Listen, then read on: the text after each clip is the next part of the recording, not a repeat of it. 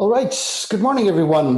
Welcome to our last lecture this semester. We're going to go out with a bang and we're going to talk about radical reactions today. So we did the introduction into radical chemistry over the course of the last lecture. And today we're going to talk about actually radical reactions that are useful in organic synthesis. And we're going to start with actually a very versatile reaction, which is the radical bromination. And you find this in your book in chapter 25.4. And this is radical bromination. Now, the specific one that we want to look at today is the bromination in an allylic position, because that brings with it a couple of problems that we have not been facing before with a simple halogenation of simple hydrocarbons. This is not.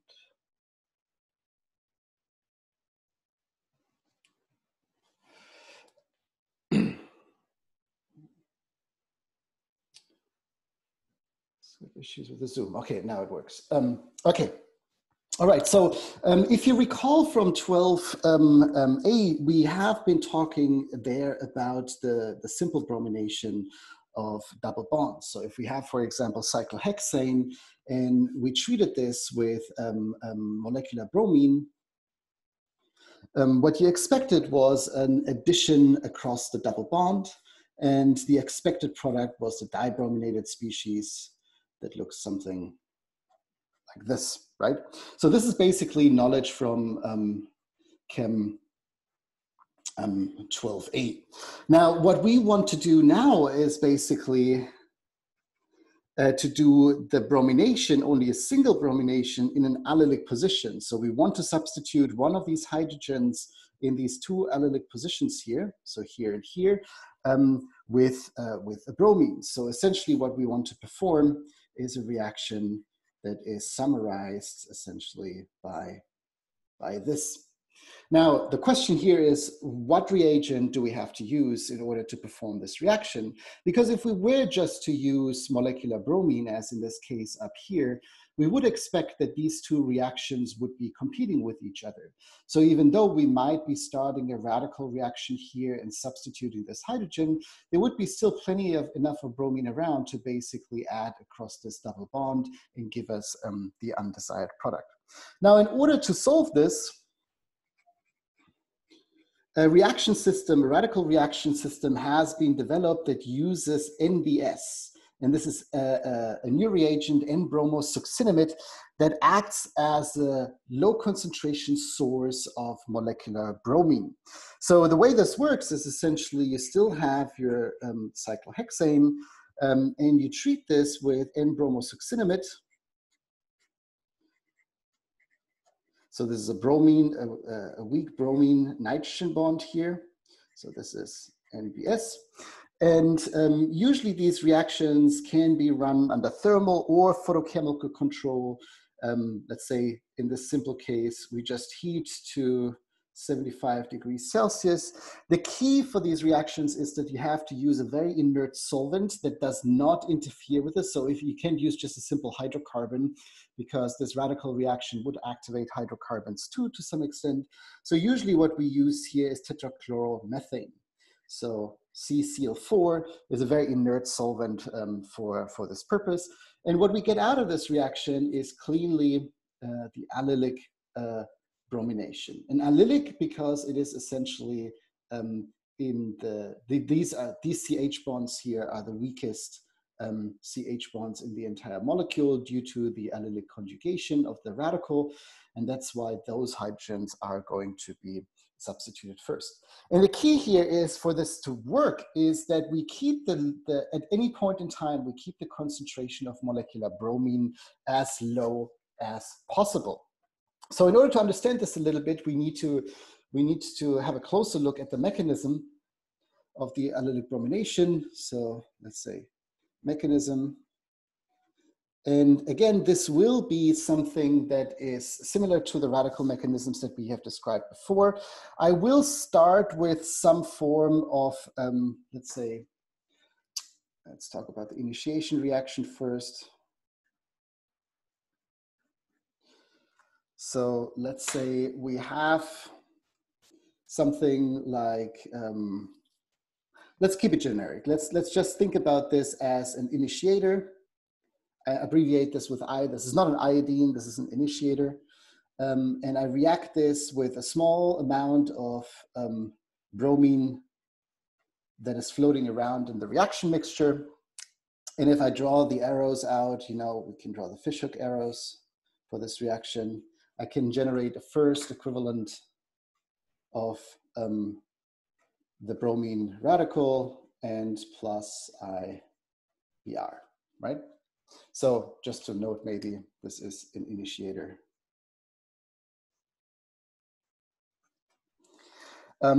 Okay, so now that I have this, this first amount of radical here, I can use that essentially then in the propagation reaction.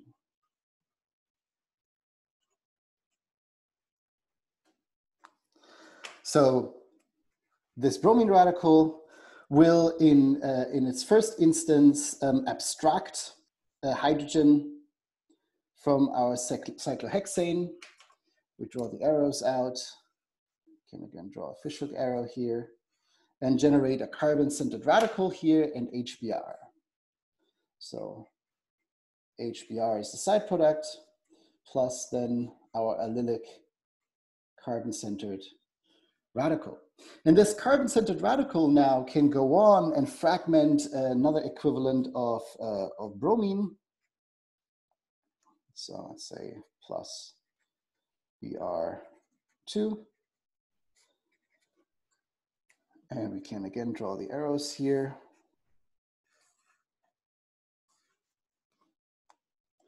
And that gives us our substitution product plus a new bromine radical that basically can jump into this first reaction here and abstract a new hydrogen and turn this reaction over. Now, all of this would work until essentially we have consumed the small amount of bromine that is floating around in the reaction mixture. And specifically, if we use NBS as our source of bromine, that concentration is very low. So for this reaction to work, there has to be an additional step that basically regenerates bromine as we consume it, and more or less at the same rate as we consume it in the reaction, to keep the concentration of bromine low and to prevent the side reaction that's essentially the addition across the double bond. And there is a bromine generating mechanism built into this system. So slow generation of molecular bromine. And that proceeds essentially with the side product. If we just jump back in here, this side product of HBr that we generate in this first step is essentially the stoichiometric reagent in the generation of molecular bromine. So the way this works is you have NBS,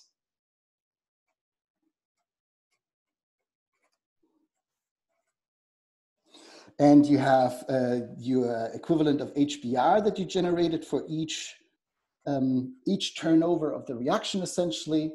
And this is now actually a polar reaction. So it's the classical 2 electron arrows that I'm drawing here, right? So maybe make it very clear.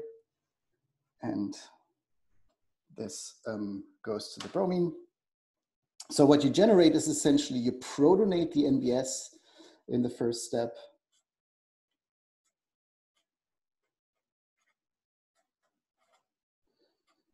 H, then you have a positive charge here, and Br minus as the counter charge. Now this thing can now stabilize itself by abstracting this bromine. So this is again a tag of a nucleophile onto an electrophile. We can push these electrons back in here to stabilize the positive charge. and we move these over here. So that then in one reaction step essentially leads to a protonated tautomer of succinimide,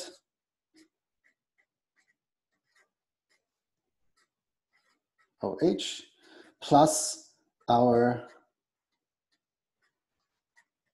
molecular bromine. This is the small amount of molecular bromine that you're generating. So you always generate the same amount that you basically consumed in the reaction. So this HBr that is generated as part of the radical reaction regenerates exactly the same amount of bromine again. And this basically, this last one can then tautomerize to form succinimide.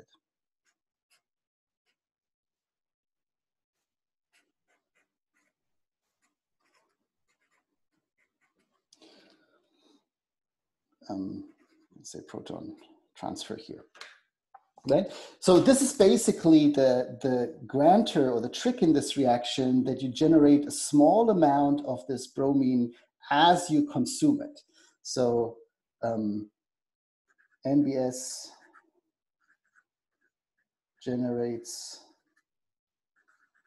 Br2 at a slow rate. So there's never enough Br2 present in the reaction mixture that this addition reaction can start competing with this radical mechanism. So it's a very subtle kinetic optimization of this reaction. It works nicely with allylic brominations. Of course, the same thing applies to benzylic positions, right? So this is practical for situations where you have something like this. Or, for example, if you have a benzylic position, that's basically exactly the same. That's the same mechanism and the same substrate. In the bromination, these positions with NBS works really nice. Now, we want to move on from the bromination, from the allylic bromination, to the next reaction, and that's the radical addition of HBr across a double bond. So this is 25.5. Radical addition of HBr. And the key here is that it behaves different than the classical polar reaction mechanism of HBr addition that you remember from 12A. So what you know is that basically if you have an olefin like this, and from 12A, if you treated this with HBr, what you usually expected to get is the secondary bromination product. So you'll probably get something that looks like this, right? And the justification for this was the Markovnikov rules, that basically once this double bond attacks the proton, you form the higher substituted carbocation or the more stable carbocation intermediate here. So this is Markovnikov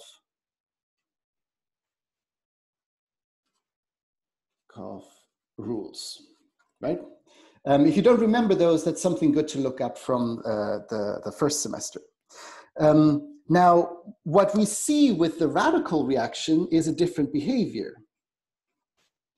If we do this, the same substrate again, and we treat this now under photochemical reaction conditions, let's say we use HBr and we irradiate this with light.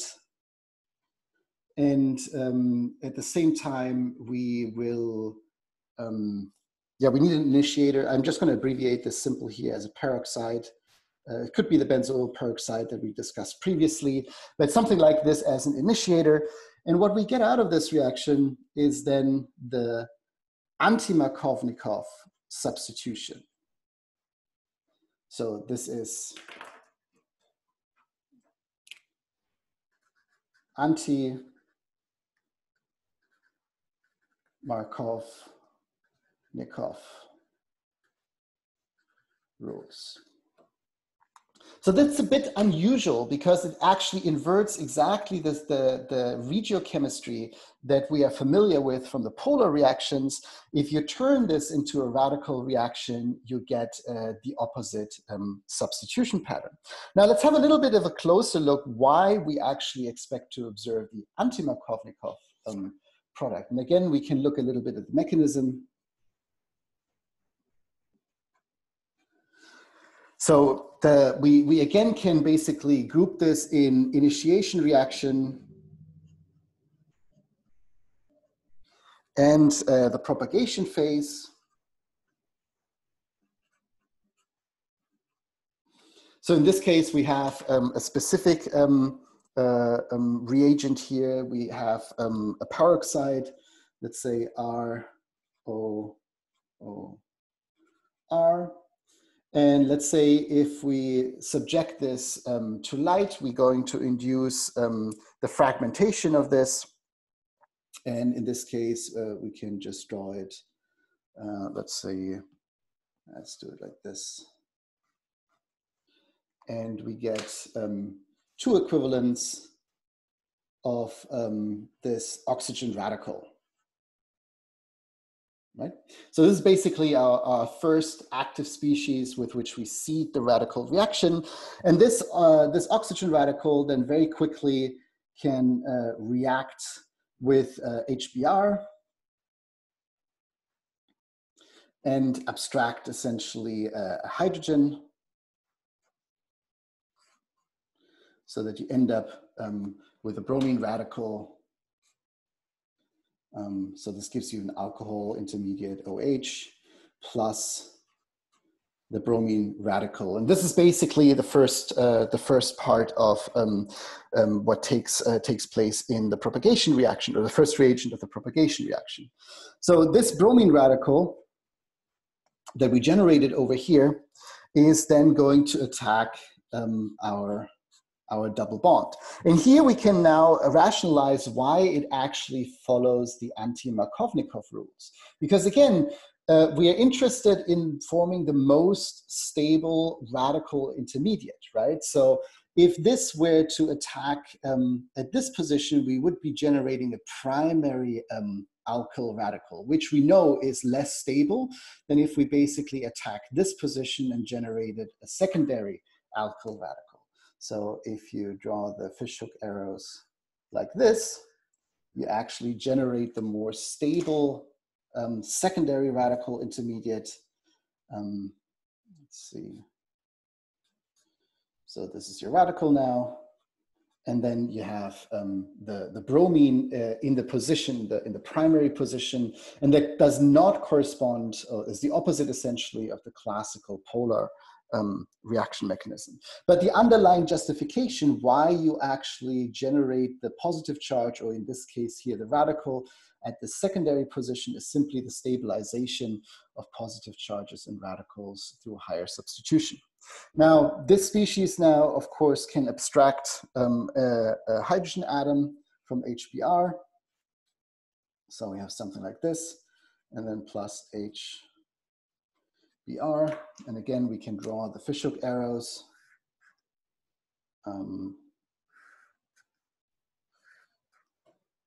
And move this back to the bromine.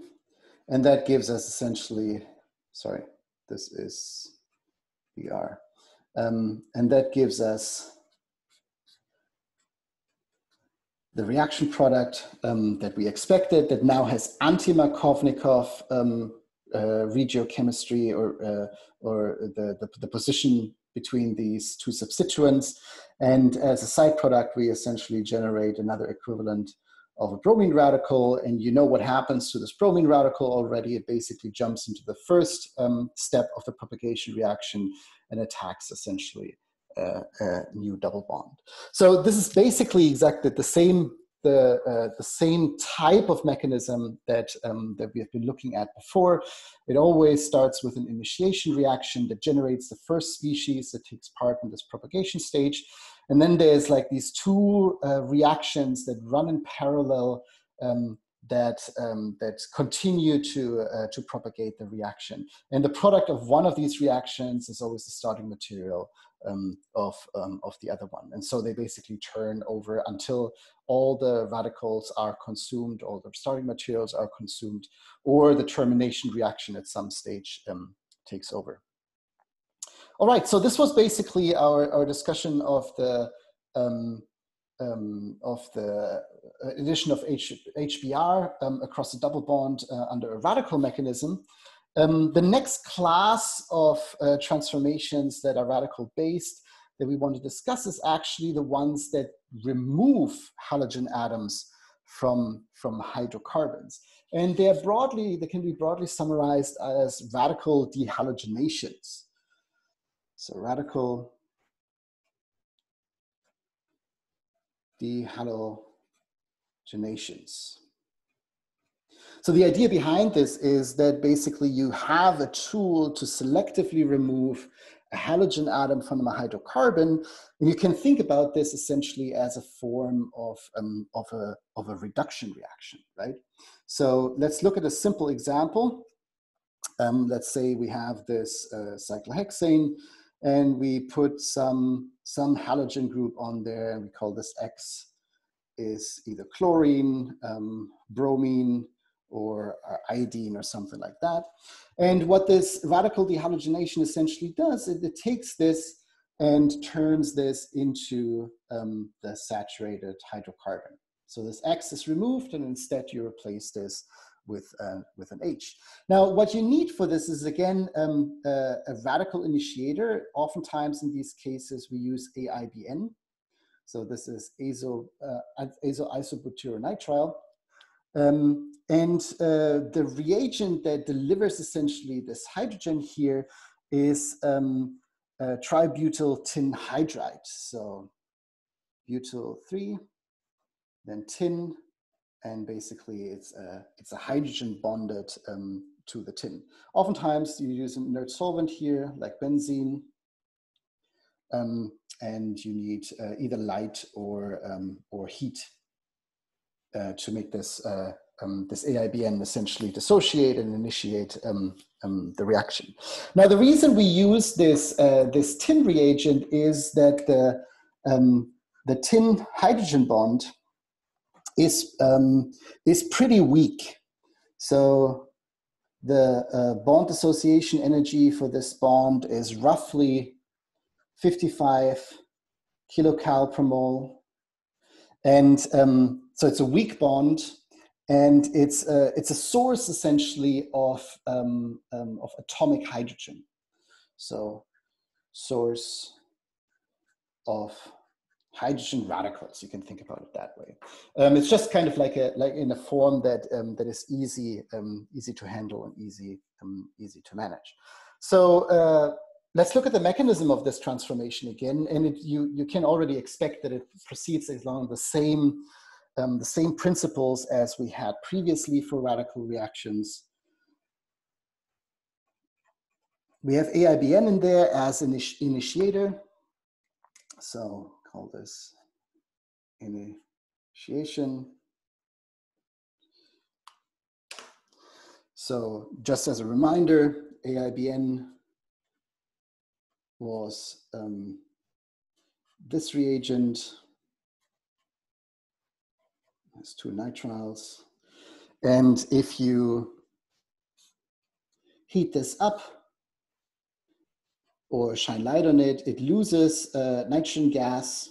So this escapes from the reaction mixture, and you get two equivalents of this isopropyl nitrile stabilized radical. So if you want to draw the arrows for this, I can draw this once more. So this generates the nitrogen, and then this arrow goes in here, and this one goes over here. Now, so this basically generated our initial species. Now, this in the propagation reaction,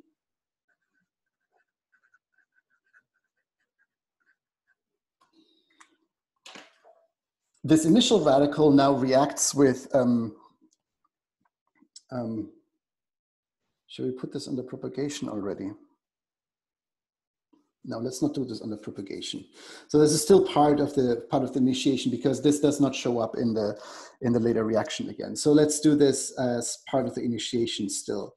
So CN reacting with the tributyl tin hydride.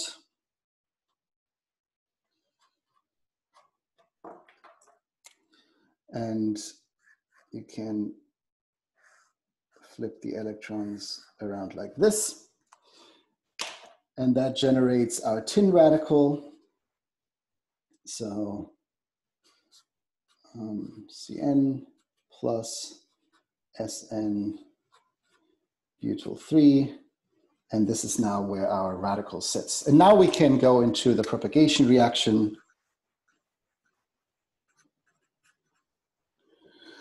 Where this tin radical is basically the key partner here.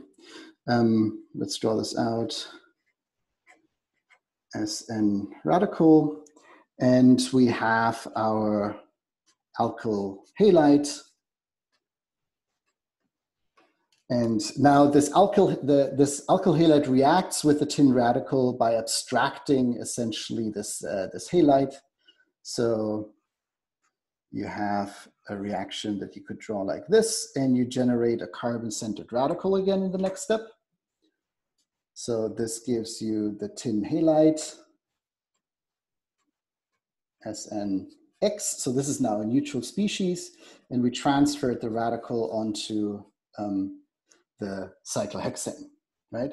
And now, in order to turn this over, the cyclohexane now has to react with one of these tributyl tin hydrides to regenerate essentially our tin-centered radical.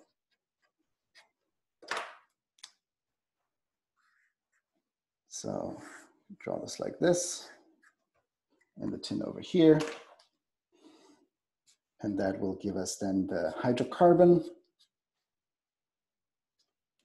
plus we regenerate our tin-based radical.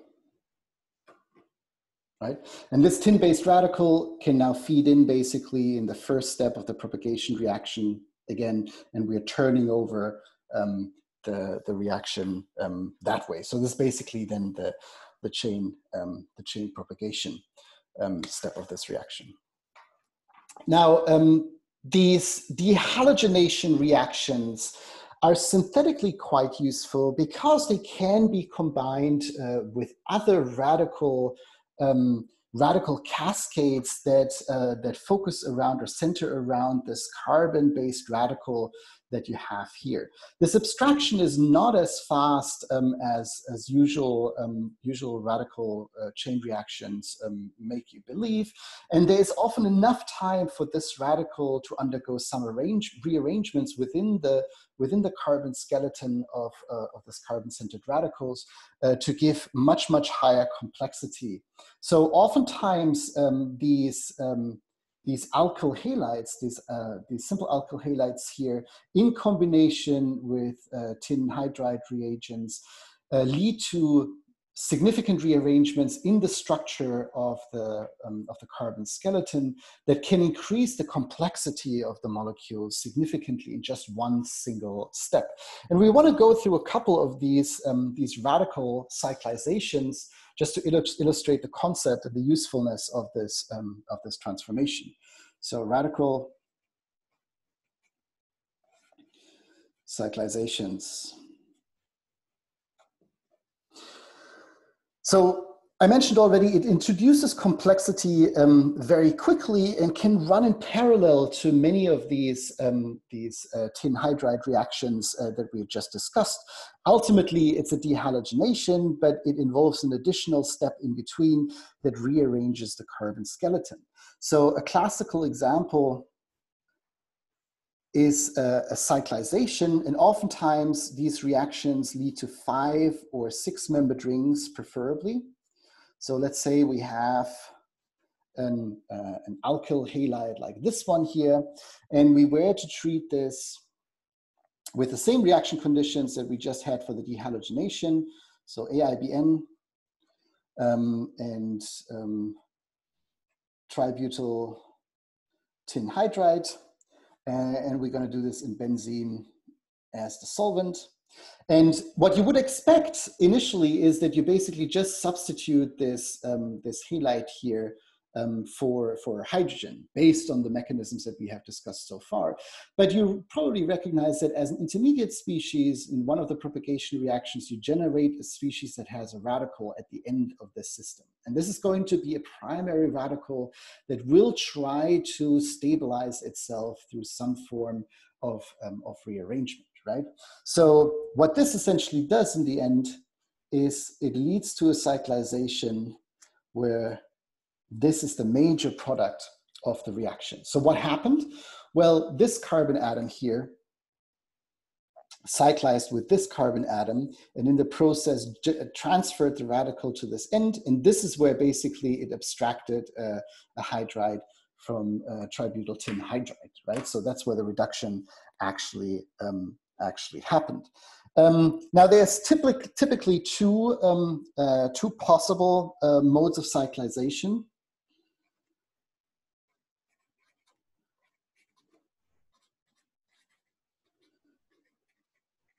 And there is like a wealth of rules or predictions of how this works, but this goes beyond the introductory organic chemistry. So I'm just going to give you these two possible examples. So the first one is the one that I showed you up there, and I'm just going to draw the radical intermediate that actually takes part in this reaction. So it would be something like this radical that you generate as part of the propagation, and that reacts then with this double bond and kicks out the radical to the end of the to this methylene group on the outside of the ring, so that basically the species that is quenched then with an atomic hydrogen from tributyl tin hydride is basically this primary radical again here. And because this forms a 5-membered ring and the radical ends up on a position outside of the ring, we usually call this a 5-exo reaction. Now, more or less under the same reaction conditions, you could have drawn something that looks like this. But instead of reacting these two carbon atoms with each other now, I'm going to react the ends of the pi system with each other. So I'm going to do something like this, and then move this in here. And that essentially would lead to a 6-membered ring with a radical that is now within the, or localized on a carbon atom that is part of the ring. And we call this the 6-endo cyclization. Now, both of these can be observed. It turns out that for radical reactions, this 5-exo is the preferred mechanism, and it basically just has to do with the geometry. Is preferred. And if you think about this, we can again justify this with a transition state drawing. So let's say this is our radical here, and then we have the double bond out here. And in this chair conformation, it turns out that it's easier to do this transformation than actually to reach out to the end of the pi system. Now, the exact reason why this is something that you learn in the advanced classes, and it involves a lot of molecular orbitals that are involved in this pi system and the relative orientation that these orbitals can adapt with respect to each other. For right now, all you need to basically remember for this is that when you have radical reactions like this, the 5-exo cyclization usually ends up being the preferred reaction, even though it might be from the thermodynamics counterintuitive, because here you generate a primary radical and here you would generate a secondary radical, and you would assume that this is more stabilized, but it's the kinetics that essentially dominate this process. So let's say kinetic control reaction. All right, so just to kind of illustrate the potential of this chemistry, you can look at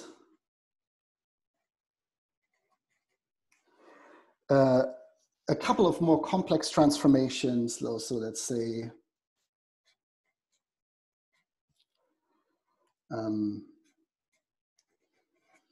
we have a polycyclic system.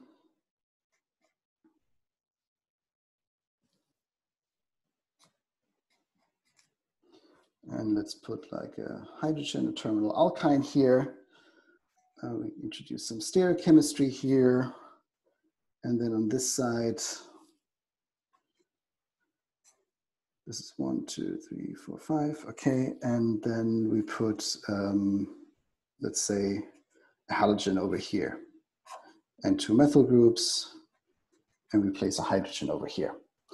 All right, so this is basically just an example to illustrate you how to introduce complexity into a relatively or fairly simple molecule like this one with just a simple radical reaction. So we subject this to the same conditions, so AIBN,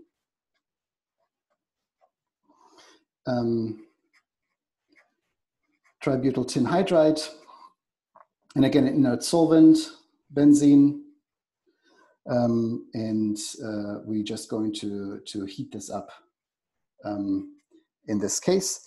And what you generate, obviously, as the first step is essentially the carbon-centered radical at this end of the molecule. So that's basically the first step in the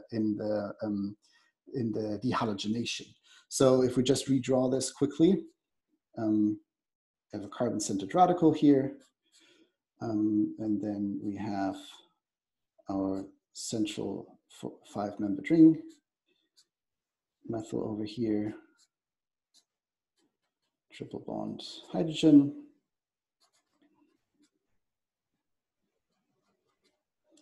And we have our 2 methyl groups over here.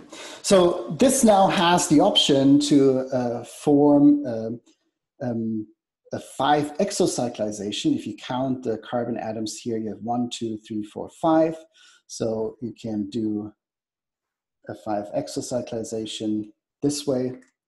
That gives you another more stabilized radical in this case. So let's draw the central core. Then hydrogen here, hydrogen here.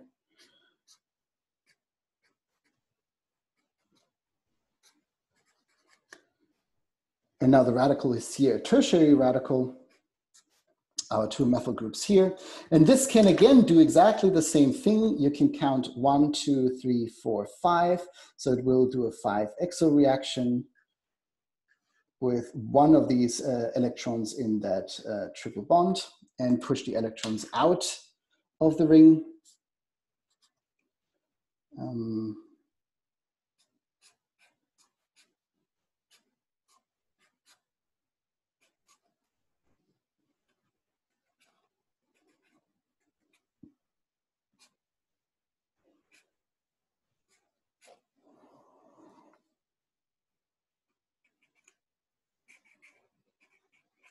There's the methyl group, and then we have the double bond over here.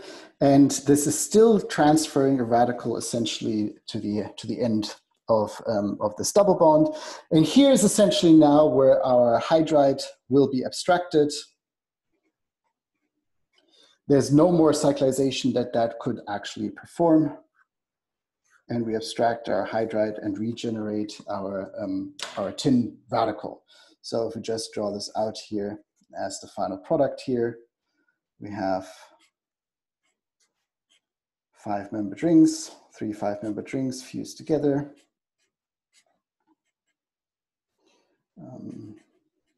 Methyl group here, hydrogen, hydrogen, 2 methyl groups, and a hydrogen over here. And all of this complexity, essentially all these 4 stereocenters that you see here are basically induced through this cascade cyclization basically one carbon-centered radical that you generated at one end of the molecule, and that goes through this 2,5 exocyclizations and is quenched at the end to give you the saturated product.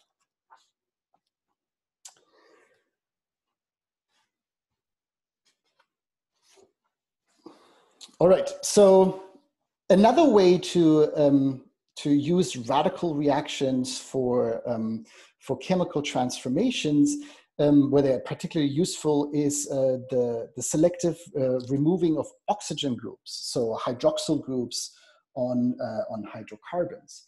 So if we say removing OH groups from hydrocarbons.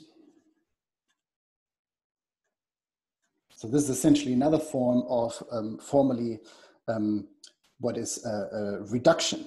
And this is actually a name reaction, and this is called the Barton-McCombie deoxygenation. So Barton-McCombie deoxygenation.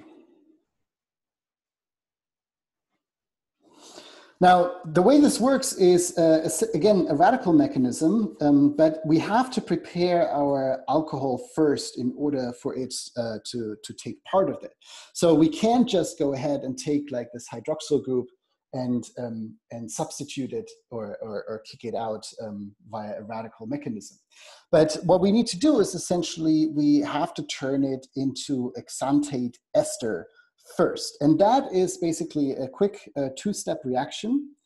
So first step, you have to deprotonate it. So usually we use sodium hydride as a base. And then in the second step, we treat it with carbon disulfide. So it's basically the CO2 equivalent, or the sulfur substituted CO2 equivalent. And then after that, we methylate this. And usually we can use just something simple like an alkylating agent like methyl iodide. So what happens essentially is the first step, of course, you deprotonate. So you get a negative charge, and that attacks your carbon disulfide as the electrophile.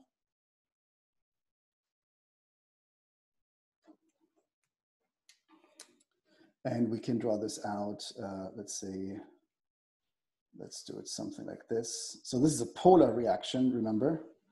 And we push one of these over to the sulfur. So let's draw this kind of as an intermediate. And then from here, you basically get the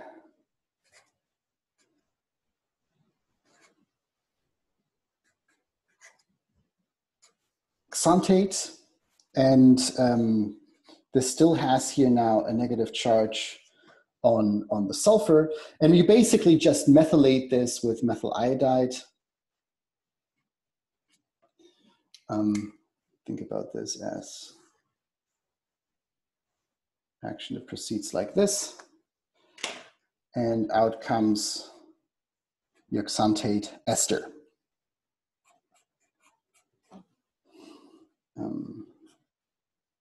So O, C, S, S, and then we have the methyl here. So this is basically your xanthate ester. And this is actually the species that can be used in the Barton-McCombie deoxygenation to remove formally this oxygen. So it requires a little bit of preparation to get to the species that can participate in the radical reaction. But all of this is essentially simple polar chemistry that we have seen similarly as part of the carbonyl chemistry in the first section of this lecture. So let's look how this xanthate ester actually reacts in the deoxygenation. So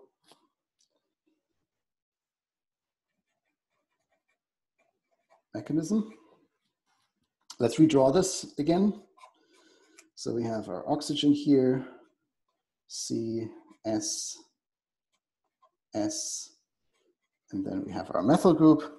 And the Barton-McCombie reaction again uses this tin hydride mechanism. So we again have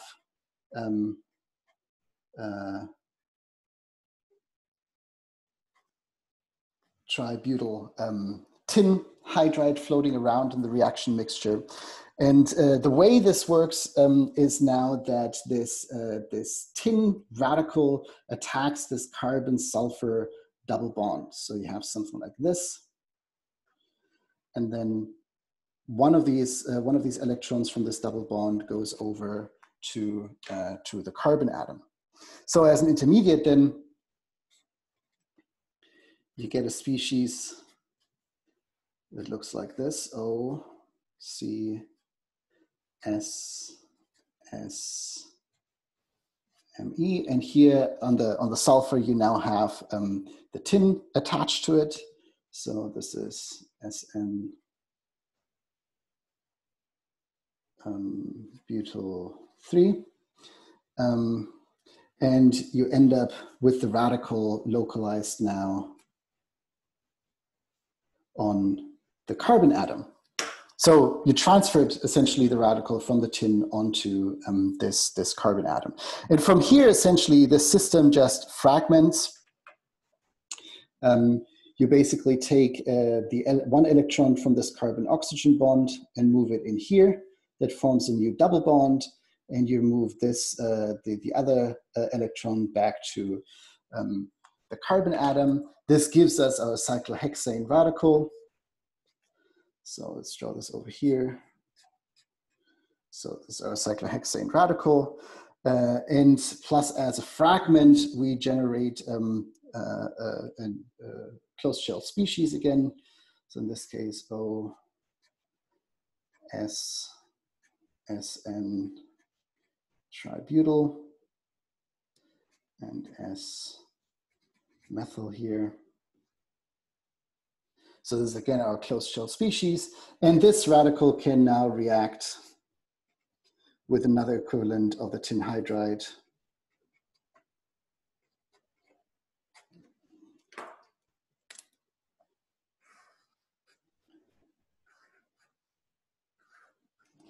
And abstract the hydrogen atom from the product, regenerating our tributyl tin radical plus our saturated hydrocarbon.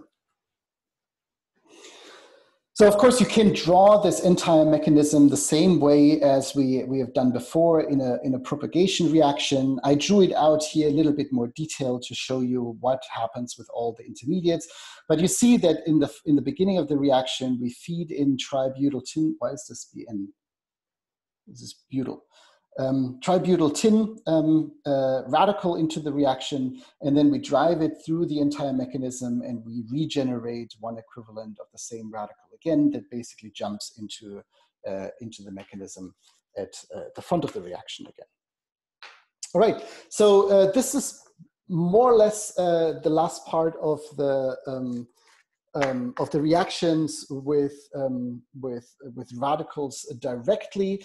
I want to finish up this lecture with just a couple of examples of chemistries that are related to these radical reactions, but they follow a little bit a different proposition and a different mechanism, because they use, instead of radicals, they use essentially free electrons as reagents in the system. And this is not electrochemistry in this case, but we are dealing actually with an isolated electron that is freely floating around in a solution. So this is kind of a little bit of an exotic chemistry, and this is what I want to finish today's lecture, or the lecture this semester with. And essentially it deals with dissolving metal reductions. So you find this in 25.7 in your book. Dissolving metal reductions. Now, the reactive species that you're going to be dealing with here as part of this, as part of these transformations, are actually free electrons, and they can be generated if you have, for example, sodium metal, and this is the oxidation state 0, and you dissolve this sodium metal in liquid ammonia. So NH3, and just put a little L behind there. So that's basically the gas ammonia liquefied into a solution. So this needs to be at low temperature. But what you generate essentially within this solution is sodium cations and a solvated electron. So you actually have this electron hit out of the shell of the sodium, and this is stabilized then by the ammonia floating around it. And these reactions are, from a chemistry perspective, really gorgeous, because this dissolved electron has a deep, deep blue color. So the solvated electron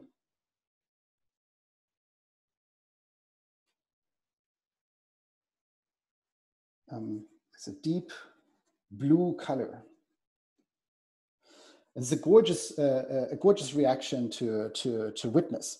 Now, you can imagine that a lonely electron floating around in a solution is a very, very powerful, powerful reducing agent. And that's exactly what it is essentially used for. So any species that can essentially accept an electron will very quickly react with the system. So if you can, for example, use these solvated electrons to do reductions of double bonds and triple bonds. So let's look at a simple system here. Let's pick this triple bond. And if we react this with sodium in ammonia, we get a reduction of the system. And the nice thing about this is that it is actually complementary to the Lindlar catalyst, because in this case, we get selectively the trans reduction. Remember, if we use Lindlar's catalyst and hydrogen,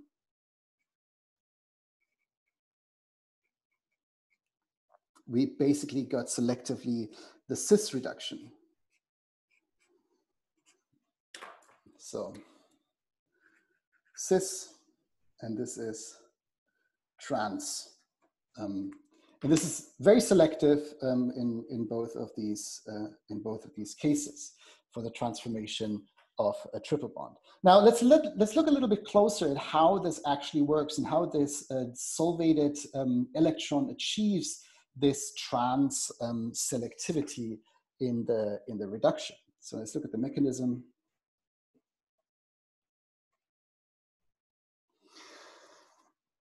So let's say we have this triple bond here, and we have an electron, a solvated electron floating around in the reaction mixture.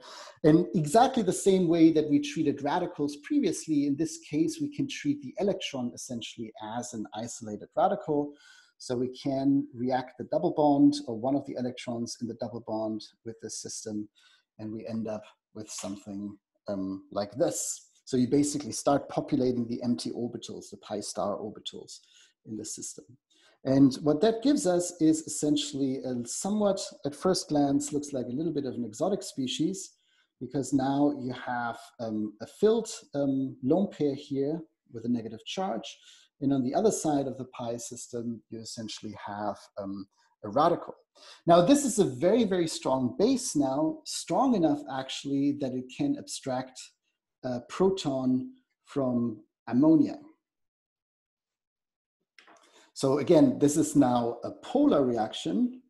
So these electrons, the two electrons grab the proton, and this goes back to the nitrogen, which then leads to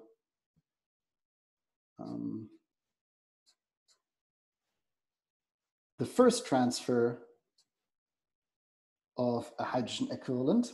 And here you can imagine that the same thing can happen again, essentially, if you have another electron floating around here. That's the wrong color.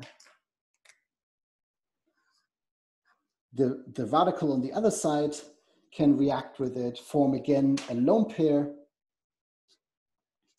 It again is a very strong base.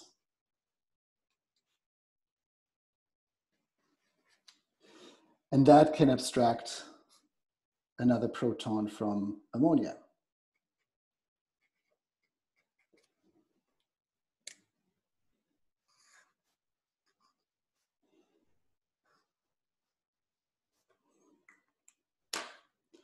And that gives you the trans-selectivity of the reduction.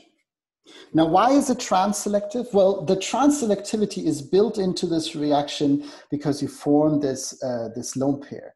And this will try to adopt the farthest separation between this radical in the lone pair, or the farthest separation that you can have between these alkyl substituents. And this is basically the trans conformation. If they were cis to each other, these would come very close to each other, or the repulsion between this lone pair and the radical will become too large. So if they are trans-oriented, that favors essentially the reaction, or that stabilizes essentially the intermediate. And then from there on, this stereochemistry is retained throughout the rest of the reaction, leading to the selectivity that we observe in the trans conformation. So this is just a very nice reaction that is complementary to what we have been talking about as part of the reduction of double bonds using heterogeneous catalysts like Lindlar's catalyst or palladium. But a similar analogy we can actually apply also to the reduction of aromatic rings. So similarly to how we had a triple bond reacting with a solvated electron, we can do the same thing essentially with more extended pi systems. So, and this is the last part of this lecture, 25.7. I think this is B, and this is called the Birch reaction.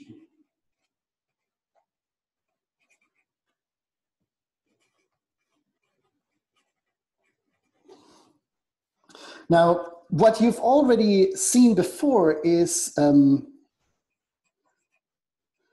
that you can take aromatic rings like a simple benzene ring here, for example, and react this, for example, with palladium catalysts or platinum catalysts and hydrogen gas under high pressure. You probably need high temperatures for this, so 140 degrees and let's say 200 bar, so high pressure.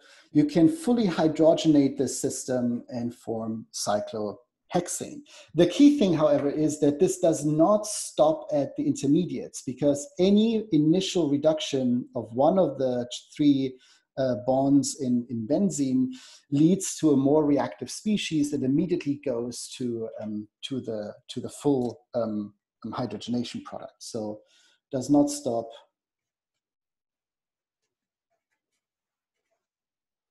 at intermediates.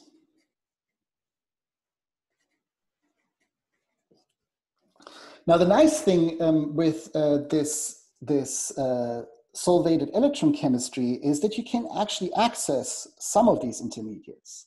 So let's say mu here. If we perform the reaction with dissolved lithium or sodium metal in ammonia, so we can do the same thing here. So lithium or sodium in ammonia.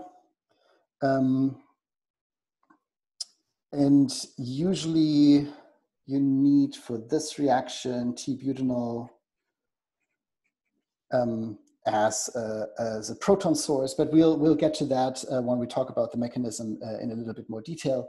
But what you can do, what you can isolate from this reaction is the partially reduced species, and usually it leads to the reduction in the 1,4 position. So you get the selectivity that you have two isolated double bonds as part of this system. Now, this obviously is one of the intermediates of the full reduction of a benzene ring, you break the aromaticity, you get to 2 isolated double bonds. And these isolated double bonds, you can do further chemistry on them, of course. So they're very valuable synthetic intermediates. Now, with respect to the mechanism, we can draw out a mechanism that looks very similar to the previous example of a reduction with dissolved electrons. So mechanism. So if we start out, let's pick an unsubstituted benzene first to make this a little bit easier. And we react this with a dissolved electron. Then we can, let's see, let's draw it this way. And this comes over here, and this comes over here. And what this gives us is the anionic radical. So you have the, should we draw this? You have the lone pair here, so negative charge here, and the radical sitting on this end. This is basically a radical anion.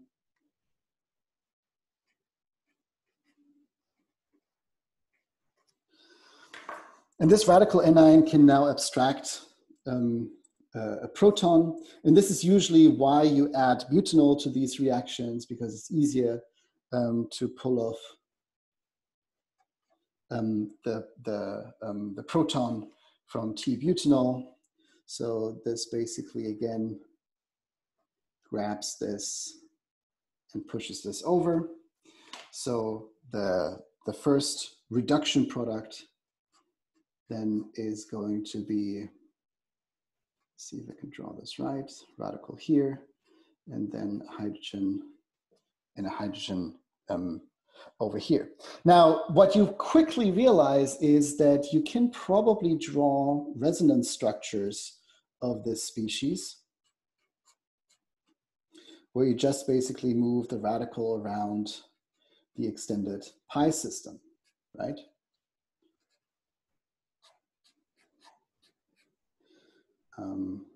Let's see, here and here, and then the radical over here. So these are all basically equivalent resonance structures of this intermediate radical. And it turns out that the one that is dominating essentially is this species. That's for reasons of the orbital lobes, but just for the sake of introductory chemistry, we don't have to go into too much detail here.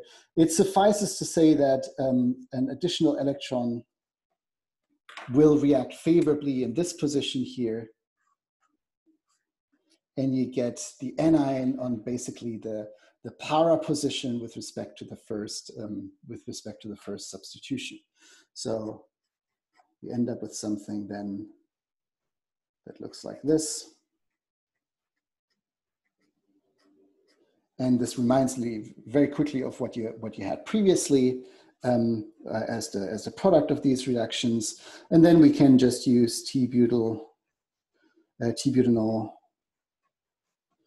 and abstract another proton.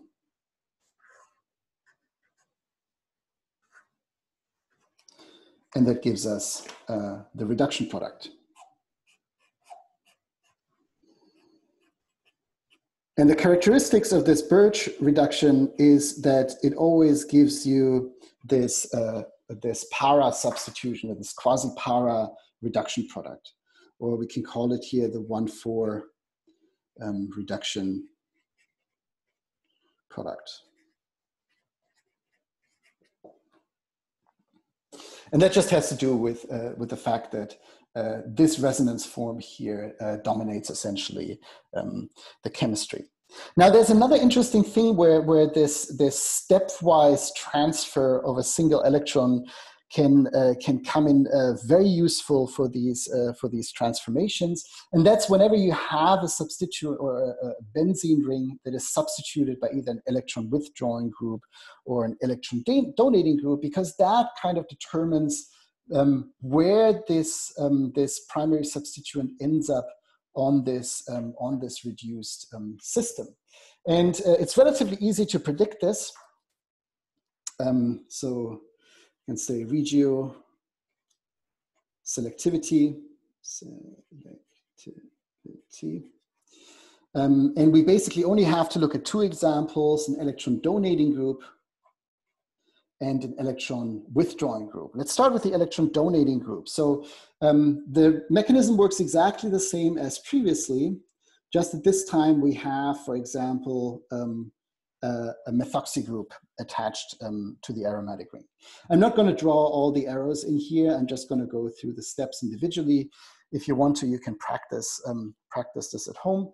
But what this essentially leads to is the first step, which leads to an anion. And this anion is preferably in a position that looks like this. This is basically because of, this is kind of an enol ether here stabilization. And then we have the protonation step that basically places the first hydrogen in this position. OMe, H. We still have a radical over here. Then if we follow through with the second round, so another electron, we get the anion at this position.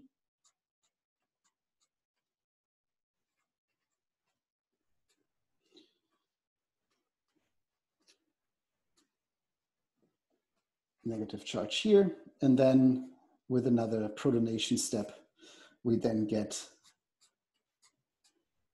the characteristic substitution product for an electron donating group. Right? So the key thing to notice here is that the electron donating group is always going to be attached to one of the carbon atoms that is part of the double bond. So you always get a structure out where the electron donating group is attached to the carbon that bears one end of a double bond. Right? Now, with the electron withdrawing group, it's exactly the opposite. So electron withdrawing group, and let's keep this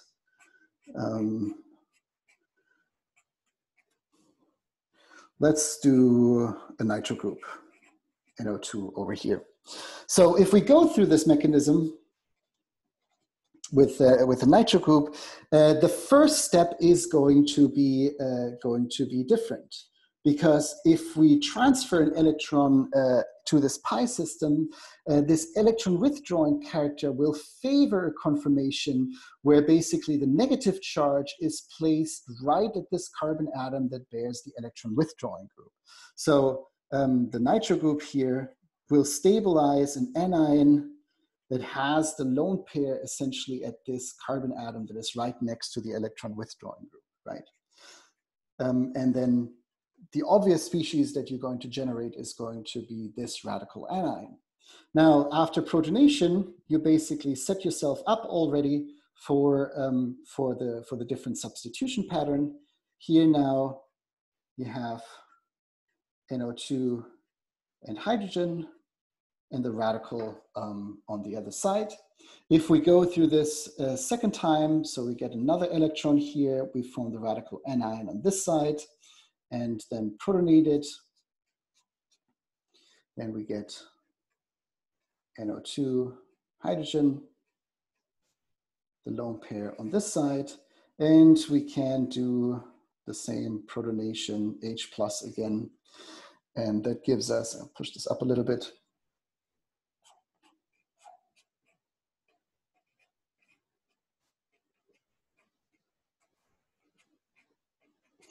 and that gives us essentially the 1,4 substitution pattern, but this time the reduction or the substituent ends up at one of the positions that we reduce. So if we want to generalize this with an electron withdrawing group, we always end up with a reduction where the electron withdrawing group, EWG, is at the carbon atom that got reduced as part of the Birch reaction. All right, so this is the end of this lecture. There is a couple of final announcements that I want to make before we close today. I will send out an email with the details and the instructions and our expectations for the midterm, the last midterm that we're going to have this Thursday. There's a couple of changes with respect to how we handled it last time.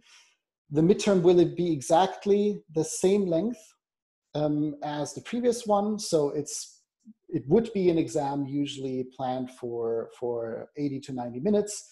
But since we have a couple of the students in the class who are in very different time zones, some of you are on the East Coast, some of you are on the West Coast, some of you are back in Asia, we have to accommodate for this a little bit. So what we plan to do after long discussion with the GSIs is that we will publish the exam. So this is all the times that I'm going to tell you now is Pacific Standard Time, so local time here in Berkeley. We will publish the exam at midnight on the night from Wednesday to Thursday. So this is 12 a.m. on Thursday, so that people in Southeast Asia have reasonable time to start working on the exam. And we'll have the turn-in time, the latest turn-in time as noon, midday on Thursday, the 30th. So that gives you, if you were to use the entire time, that gives all of you about 12 hours to work on this exam. There's plenty of time. And you will all find some reasonable time in your day where you don't have to basically perform the exam in the middle of the night or in the early morning hours.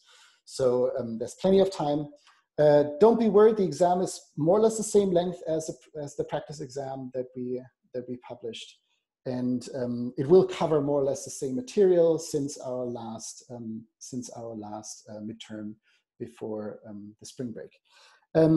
Now, there were a couple of questions about this midterm, whether we would allow collaboration between students, and this is a clear no.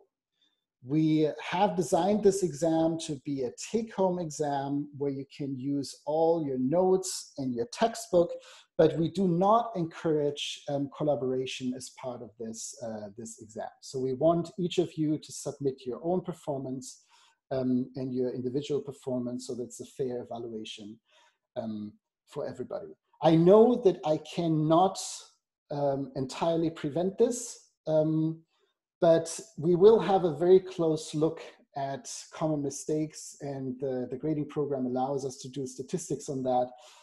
If there's some people making exactly the same weird mistake, this always makes us a little bit suspicious that people work together, and therefore that's the explanation why they have exactly the same mistake in there. So please make sure adhere to the Berkeley Code of Ethics. This is a regular exam like we would usually have in the lecture hall too. For the final, I will send you instructions how we're going to do that at the end of this week or early during the RRR week. We still have to kind of find the ideal time slot so that it accommodates most of you regarding your other exams that you would probably be taking during that time. If there is any questions, please come to my office hours. They start in just a couple of minutes. I'll log into this once I've kind of compiled the lecture for today. And then I'll see you, I hope I'll see you all back in the fall when we start with the fall semester. And I hope we can have in-person classes again. Thanks for being such great troopers. I know this has not been an easy time, and I appreciate all the additional effort that you guys had to put into this. I thank all the GSIs who worked very hard on making this happen. And yeah, if I don't hear back from you, I hope you enjoy and have a good summer. See you guys. Thank you. Thank you. Thank you.